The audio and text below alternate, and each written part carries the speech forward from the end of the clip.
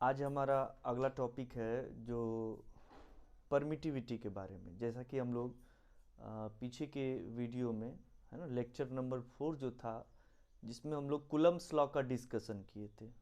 ठीक है। और आफ्टर कूलम्स लॉ हम डिस्कस किए थे न्यूमेरिकल्स का lecture number 5 and lecture number 6 में। और ये जो है लेक्चर नंबर 7, और ये 7 जो लेक्चर है इसमें हम लोग परमिटिविटी के बारे में स्टडी करेंगे। तो हम लोगों ने जब कूलम्स लॉ से इलेक्ट्रोस्टैटिक फोर्स का मेजरमेंट किया था, तो उसमें हमने देखा था कि फोर्स जो है वो डिपेंड करता है मैग्नीट्यूड ऑफ चार्ज पे and separation between two charges पे। ओके।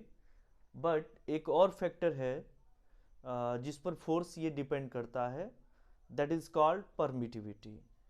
अगर हम देखें तो हम बताए थे आपको कि अगर जैसे चार्ज पार्टिकल एयर में रखा हुआ है तो उसमें फोर्स का वैल्यू अलग होगा, और चार्ज पार्टिकल अगर एयर के बदले अदर मीडियम में है तो उसमें फोर्स का वैल्यू अलग होगा। ये इस तरीके से है, जैसे कि आप मान लीजिए, जैसे आप लाइट के बारे में पढ़े होंगे 10th में, कि light has different speed in different medium. ठीक है। डिफरेंट डिफरेंट मीडियम में लाइट का डिफरेंट डिफरेंट स्पीड होता है। फॉर एग्जांपल एयर में इसका स्पीड जो है 3 लाख के अप्रोक्सीमेट होता है। हालांकि ये 2,99,793 होता है किलोमीटर पर सेकेंड। ठीक है। तो ये इस तरीके से अब जैसे वाटर है उसमें अलग है, जैसे हमारा ग्लास है उसमें अलग स्पीड है। ठीक है। तो इसी तरीके से अगर फोर्स का भी बात किया जाए तो डिफरेंट डिफरेंट मीडियम में अगर चार्ज प्लेस है तो फोर्स डिफरेंट डिफरेंट लगेगा। और ऐसा क्यों होता है? तो due to the permittivity of that specific medium. ठीक है। उस विशेष माध्यम के परमिटिविटी के कारण ऐसा होता है। तो आज हम लोग का टॉपिक है परमिटिविटी। चलिए हम लोग इसको पहले समझते हैं एंड उसके बाद हम लोग इसको डिफाइन करेंगे। तो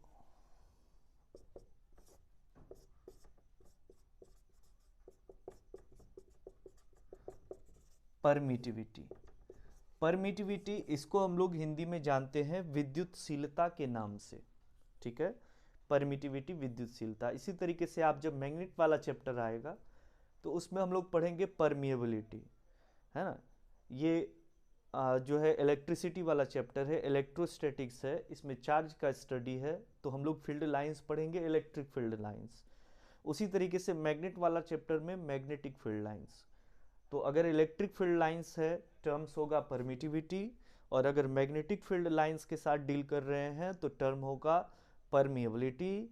और अगर हम दोनों ही फील्ड लाइंस के साथ डील कर रहे हैं तो दोनों ही टर्म होगा परमिटिविटी एंड परमिएबिलिटी।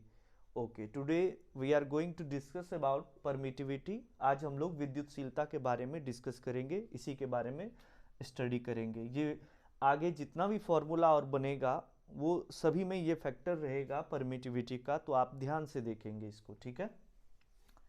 तो चलिए, परमिटिविटी यानी विद्युतशीलता।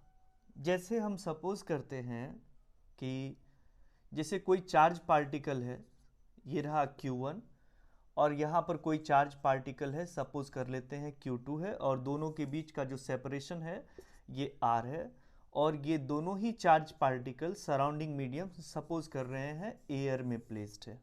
ठीक है। Okay, placed in air. तो फोर्स का सर्टेन वैल्यू होगा। अगर यही चार्ज पार्टिकल Q1 और Q2, अगर यही चार्ज पार्टिकल Q1 और Q2 उतना ही डिस्टेंस R से अगर हम इसको अदर मीडियम में रख दें, ओके, अगर हम इसको अदर मीडियम में रख दें तो फोर्स का वैल्यू यहाँ पर चेंज हो जाएगा। यहाँ पर जो होगा एयर में फोर्स, और यहाँ पर जो होगा किसी अदर मीडियम में फोर्स, दोनों का वैल्यू डिफरेंट होगा। क्यों? क्योंकि ड्यू टू परमिटिविटी, परमिटिविटी यहाँ पर अफेक्ट डाल रहा है इस पर। तो अगर हमारे पास, ध्यान रखना है अभी टर्म हम बताएंगे, तो अगर हमारे पास सराउंडिंग मीडियम एयर है तो ऐसे केस में हम लोग ऐसे केस में हम लोग जो परमिटिविटी यूज करते हैं दैट इज एप्सिलॉन नॉट। ठीक है, क्या पढ़ेंगे इसको? Read as epsilon not, read as epsilon not.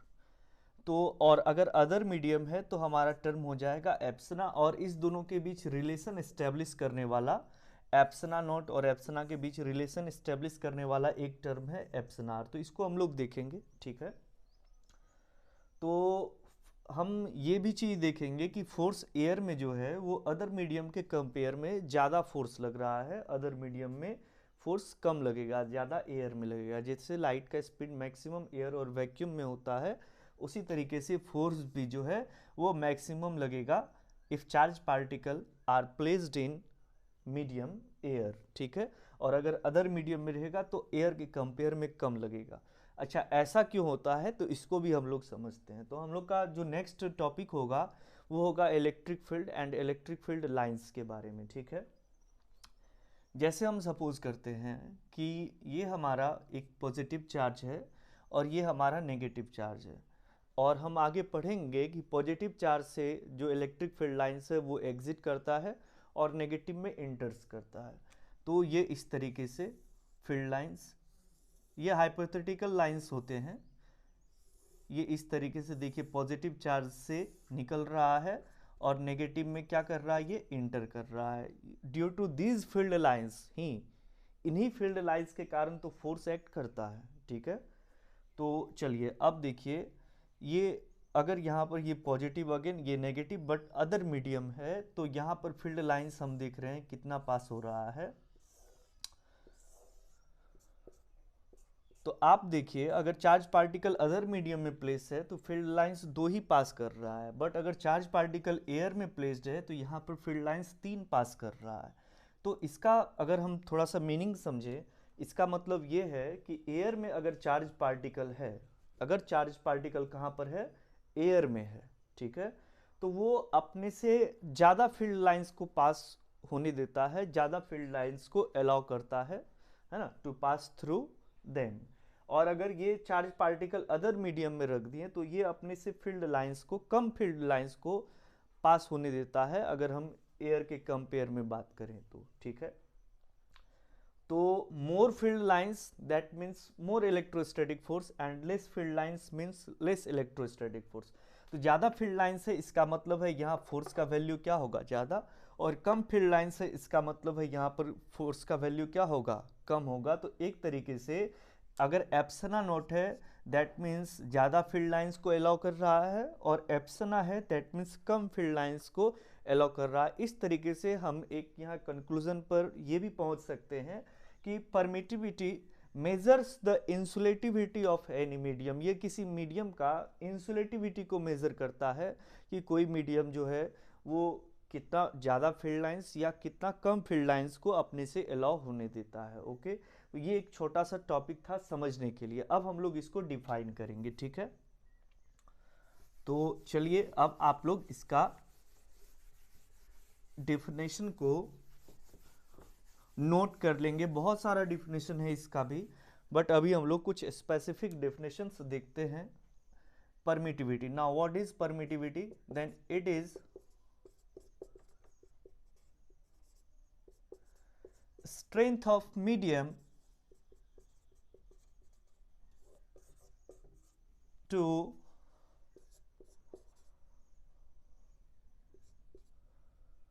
stop the conduction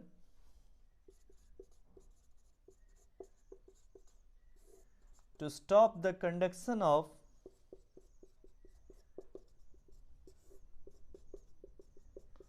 electric field lines, to stop the conduction of electric field lines. अगर हम इसको अगर हिंदी में भी लिखना चाहें तो ये एक तरीके से किसी भी मीडियम का क्या है, स्ट्रेंथ है, किसी मीडियम का एक तरह से प्रॉपर्टी है जो अपने से कितनी मात्रा में फील्ड लाइंस को पास होने देती है ना, अपने से कितनी मात्रा में कोई मीडियम फील्ड लाइंस को पास होने देती है, इसी की माप को हम लोग विद्युतशीलता यानी परमिटिविटी कहते हैं। ठीक है, आगे अगर हम बात करें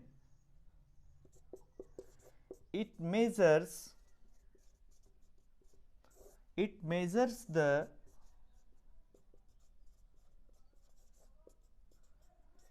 insulativity of any medium। ये जो है किसी मीडियम के इंसुलेटिविटी को भी मेजर करता है, ठीक है। अभी जैसा कि हम बता रहे थे कि ज़्यादा फील्ड लाइंस पास होने दे रहा है, मतलब उसमें इंसुलेटर का गुण कम है, और अगर कम फील्ड लाइंस पास होने दे रहा है तो उसमें इंसुलेटर का गुण ज़्यादा है, ठीक है। और इसमें हम और भी पॉइंट्स जोड़ सकते हैं। Different medium has different permittivity, okay. तो अगर हमारा एयर है तो हम लोग सिंबल क्या बताएं, एप्सिलॉन नॉट, और अगर एयर के बदले अदर मीडियम है तो एप्सिलॉन, ठीक है। Epsilon not is what, that is permittivity of free space, comma air or vacuum, okay। and epsilon is what, that is absolute permittivity, absolute permittivity of any medium, absolute permittivity of any medium। तो ये क्या हो गया, मुक्त आकाश, वायु या निर्वात की विद्युतशीलता, और ये किसी माध्यम की निरपेक्ष विद्युतशीलता, ठीक है। इसके बाद हम लोग सापेक्ष का भी बात करेंगे, ओके। अच्छा, किसी माध्यम की ये कौन सी विद्युतशीलता, निरपेक्ष विद्युतशीलता। अब अगर हम ध्यान दें तो देखिए ये जो वैल्यू है एप्सिलॉन नॉट का, ये तो फिक्स है, और एप्सिलॉन का वैल्यू डिफरेंट मीडियम के लिए क्या होगा, डिफरेंट होगा, बट किसी भी पर्टिकुलर स्पेसिफिक मीडियम के लिए ये फिक्स होगा, ठीक है। तो चलिए देखते हैं थोड़ा सा इसके आगे का term.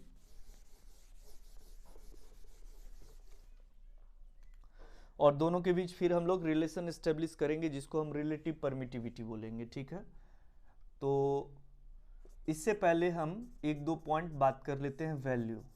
Value of epsilon not, value of epsilon naught is 8.854 into 10 to the power minus 12, okay, coulomb square पर न्यूटन पर मीटर स्क्वायर। क्या हो जाएगा, कूलम्ब स्क्वायर पर न्यूटन पर मीटर स्क्वायर। ये कैसे यूनिट हो गया, तो प्रीवियस क्लासेस में भी हम बताए थे कि एप्सिलॉन नॉट का जो यूनिट होगा that is opposite to the unit of K, ठीक है। अभी हम लोग इसको देखेंगे भी, ठीक है। तो ये तो एप्सिलॉन नॉट का वैल्यू हो गया, ओके।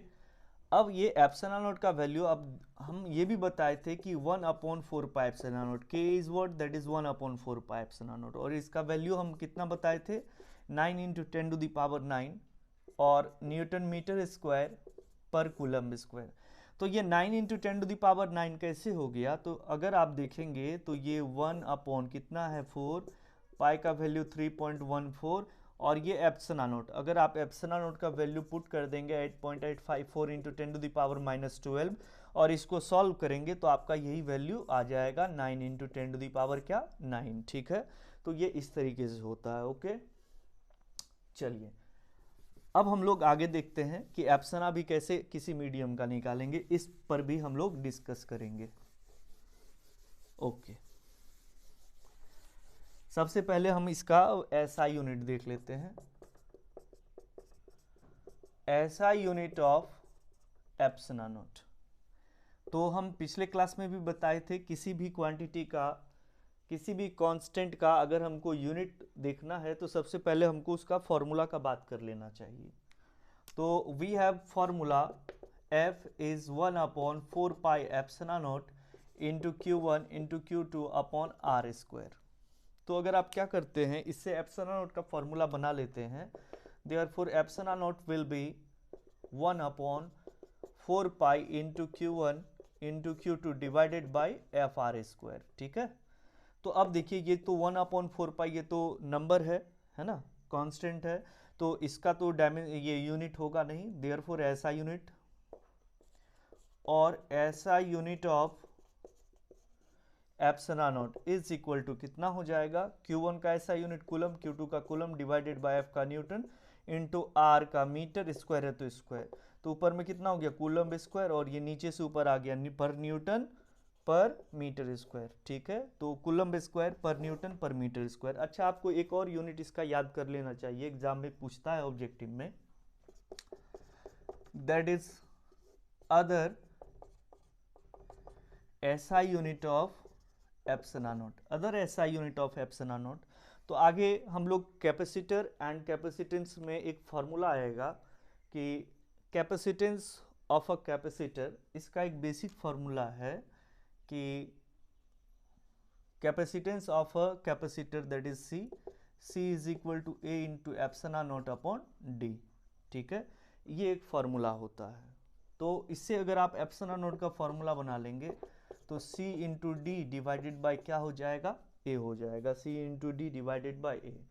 तो अब अगर आप इसमें यूनिट रख देते हैं तो C क्या है, कैपेसिटेंस ऑफ अ कैपेसिटर। ठीक है, और कैपेसिटेंस ऑफ अ कैपेसिटर, इसका ऐसा यूनिट होता है हमारा फैराड। आगे हम लोग चल के देखेंगे इसको। तो क्या होता है इसका यूनिट, फैराड होता है, farad that is denoted by capital F। और D क्या है, दो प्लेट के बीच का सेपरेशन होता है, और इसका यूनिट हम लोग मीटर लेते हैं। और A क्या है, एरिया, इसका यूनिट मीटर स्क्वायर, मीटर से स्क्वायर कैंसिल, तो ये मीटर पे पावर नीचे में कितना रहा +1, ऊपर आ जाएगा तो -1, तो दैट विल फैराड पर मीटर। क्या हो जाएगा, फैराड पर मीटर। तो एक ऐसा यूनिट कूलम्ब स्क्वायर पर न्यूटन पर मीटर स्क्वायर, एंड अदर ऐसा यूनिट इज फैराड पर मीटर। ये दोनों ही आपको ध्यान रखना है, याद रखना है। ओके, चलिए अब इसका अगर हम लोग डायमेंशनल फॉर्मूला का बात कर लें तो चलिए देखते हैं इसका डायमेंशनल फॉर्मूला क्या हो जाएगा।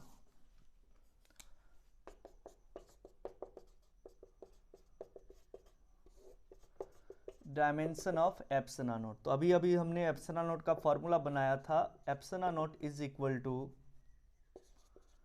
1/4 pi into Q1 into Q2 divided by FR square. तो therefore dimension of epsilon naught will be, इसके लिए आपको, ये तो नॉन डायमेंशनल कांस्टेंट है तो इसका कोई डायमेंशन होगा नहीं, आपको किसका डायमेंशन लगेगा, Q1 का इंटू डायमेंशन Q2 का divided by dimension of force F into dimension of distance उसका स्क्वायर, Q1 IT, Q2 भी क्या हो जाएगा IT चार्ज है, और डिवाइडेड बाय डायमेंशन के लिए हम पिछले क्लास में भी डिटेल में समझाए थे, फोर्स का डायमेंशन MLT-2 इंटू डिस्टेंस का डायमेंशन L स्क्वायर। ठीक है, तो ऊपर में कितना हो जाएगा I स्क्वायर T स्क्वायर, और नीचे से ये पूरा टर्म ऊपर आ जाएगा तो कितना हो जाएगा M-1 L1 L2 L3, ऊपर आ जाएगा -3 M-1 L-3, और ये T का क्या हो जाएगा स्क्वायर। अब आप इसको ठीक से एडजस्ट करके लिख लीजिए स्टैंडर्ड फॉर्म में। तो dimension of epsilon naught will B, पहले मास एक सीक्वेंस फॉलो करेंगे, फिर then length then time.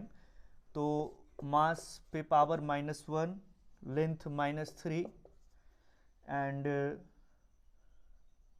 T power 4 and I square is the dimension of what epsilon not. तो ये इस तरीके से एप्सिलॉन नॉट का डायमेंशनल फॉर्मूला हो जाता है। चलिए ठीक है, इसके बाद अब नेक्स्ट टर्म जो है हम लोग रिलेटिव परमिटिविटी पढ़ेंगे। तो चलिए देखते हैं रिलेटिव परमिटिविटी क्या होता है। Now the topic is relative permittivity.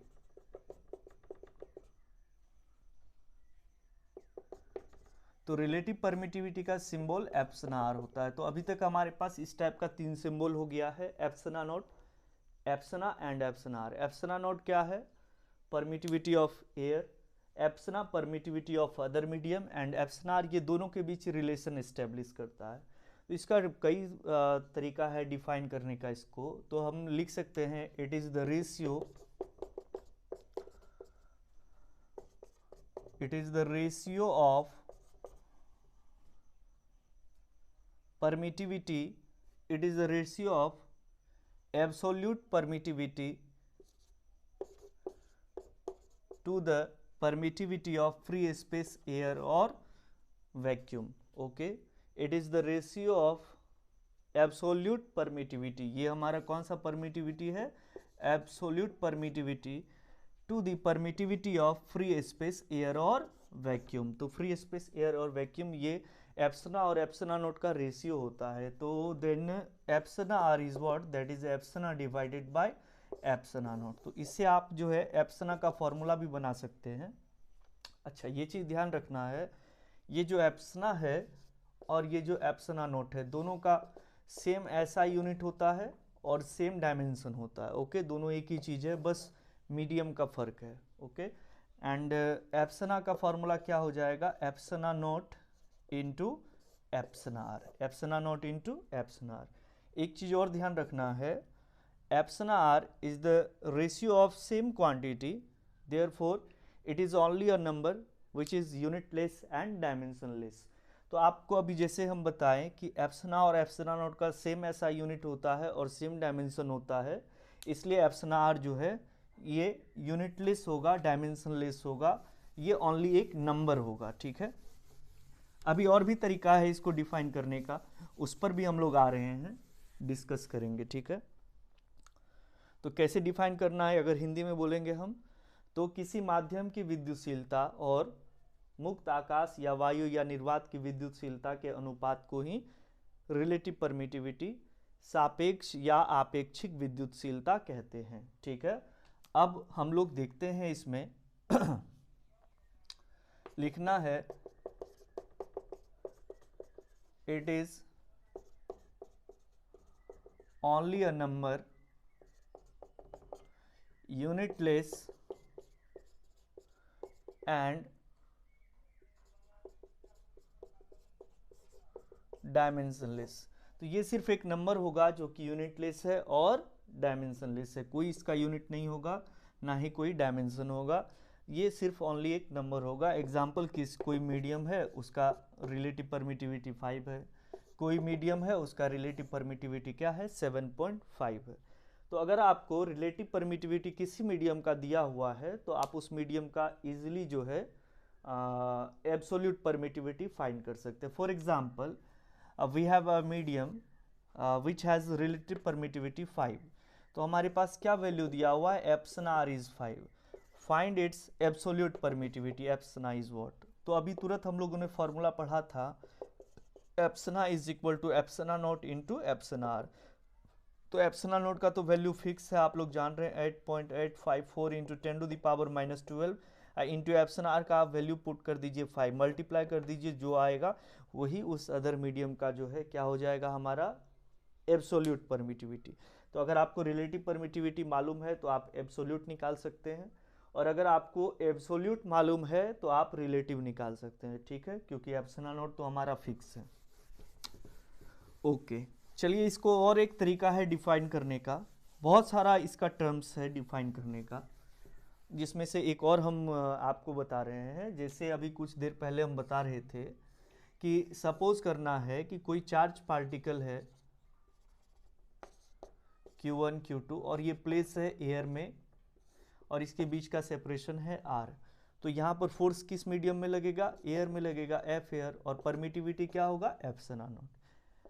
अगर यही चार्ज पार्टिकल को हम यहाँ से उठा के किसी अदर मीडियम में रख देते हैं, उतने ही डिस्टेंस पर रखना है, same charge particle and same separation, but medium change हो गया, ये अदर मीडियम हो गया है, तो परमिटिविटी क्या हो जाएगा, एप्सिलॉन, और अब जो फोर्स है वो एयर में ना लग करके अदर मीडियम में लग रहा है, तो क्या हो जाएगा, एफ मीडियम।